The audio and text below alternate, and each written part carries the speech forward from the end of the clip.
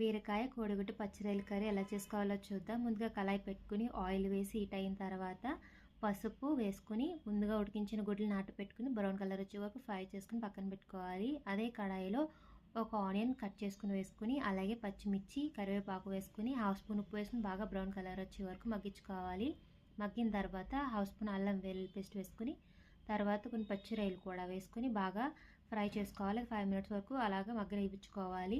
మగ్గిన తర్వాత ఒక పెద్ద బీరకాయ చిన్న చిన్న ముక్కల కింద వేసుకుని అవి కూడా బాగా మగ్గించుకోవాలి. వాటర్ అనేది వేయకూడదు, బీరకాయలో వాటర్ ఉంటుంది కాబట్టి ఆ వాటర్ తోటే బాగా కుక్ అవుతుంది. ఇలా వచ్చిన తర్వాత 1 స్పూన్ కారం అలాగే గరం మసాలా హాఫ్ స్పూన్ ధనియాల పొడి వేసుకుని అలాగే కొంచెం కసూరి మేతి ఉంటే కూడా వేసుకోవచ్చు. వేసుకుని బాగా కలుపుకొని ఒక 5 మినిట్స్ మగ్గించుకోవాలి. మగ్గిన తర్వాత ఎంతో కాదు కొంచెం నీళ్లు వేసుకొని కోడిగుడ్లు వేసుకుని ఒక 5 to 6 మినిట్స్ వరకు లో ఫ్లేమ్లో మనం మగ్గించుకుంటే అంతే, బీరకాయ కోడిగుడ్లు పచ్చిరొయ్యల కర్రీ రెడీ.